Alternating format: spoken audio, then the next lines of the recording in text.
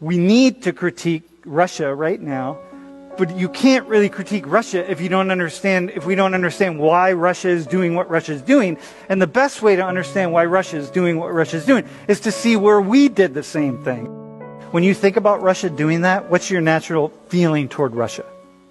It's pretty negative. I mean, Ukraine's its own nation. And yeah. It has the right to be its own nation. I don't think it's right that Russia's just coming in there trying to take over. Mm-hmm. And when you think about Russia doing that, and you think about the United States, do you have any examples that come to mind of when the United States has done that? Or when we're doing it, even like right now, where in the world we're doing that? Personally, I prefer the ideals of the United States, and I believe that those free values would be better for the world if more countries embraced them. Yeah. Am I super in favor of the United States going into these territories and fighting on behalf of certain regimes? I'm not really sure.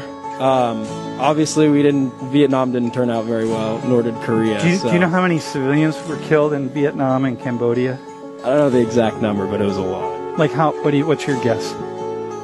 Couple million. Okay, well, it's more than that, but that's okay. You got a couple million here. What you need to know is, I'm not equalizing the United States or Russia. They're two very different societies, okay? Very different political systems. This is the U.S. and the USSR, right? After World War II, the world essentially got divided into two like camps. The eagle, that's the U.S. and NATO, the blue, and then the bear, we call it, and that would be the Soviet Union, the communists, right? Communist countries. Everything in red, including Cuba down here. We could put Nicaragua here, partly red. So this is all aligned with the Soviet Union. The Union of the Soviet Socialist Republic is what USSR stands for. And then, Russia was the main country. This is Russia. And then, we're associated with NATO and the US and so on, right? And so we divided the world up. We fought the Cold War. You know something about this, right? Yes. Why did we fight the Cold War? Well, Russia was expanding, or the USSR, they were expanding communism throughout Eastern Europe and different places there, Vietnam and Korea, obviously. The United States and other free nations took that as a threat. So when we expanded capitalism into Latin America, how would you describe that? Every country, we see ourselves positively. Everything we would say about the Soviet Union expanding, the U.S. was expanding. We were expanding our markets. We were expanding, we called it freedom, but they called it freedom. Like, it's the same thing. We did not want any of this to turn red. These people were talking about things like freedom and democracy and safety and security, and they were critiquing their governments who were taking their land and stealing their resources, and we called them communists, and then, we sent the resources down that their countries could destroy them. The people I met who have been tortured by the United States, by the innocent people, right? It's just like the stories that I could tell you are just absolutely horrific. And it's the same thing. We were imposing our ideas on it.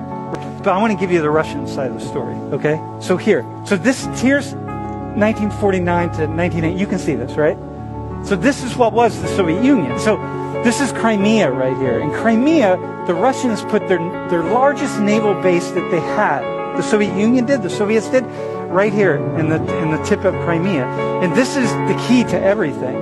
Because you want to be able to come through Turkey, like the Bosphorus and so on, like right through here, and come out into the Atlantic. I mean, this is everything for the Russians. This is like the key. People say that Crimea is the key to controlling that whole region of the world.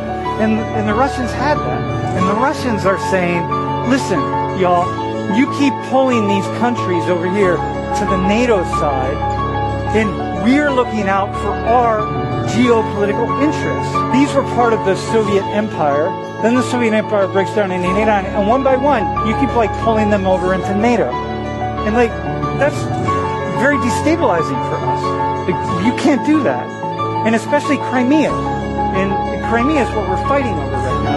So Crimea is part of the Ukraine. And the Russians are saying, you can't, Ukraine, we are not letting Ukraine go toward NATO. We're not letting Ukraine go to the United States. It's too unsettling. It's too dangerous for us. We don't want to do that. We need the Ukraine as part of our orbit. because we're looking out for ourselves. And I thought, well, my God, that's what the United States has done. That's what we did all through Latin America. All that happened to them because we didn't want to allow these countries to go toward a different orbit. We said, we're not going to let that happen. And so what we're going to do is we're going to allow the slaughter of millions and millions and millions of innocent people because we, the United States, don't want to allow these countries to go toward a different geopolitical orbit. And that's exactly what Putin and the Russians are saying about Crimea. 快手，拥抱每一种生活。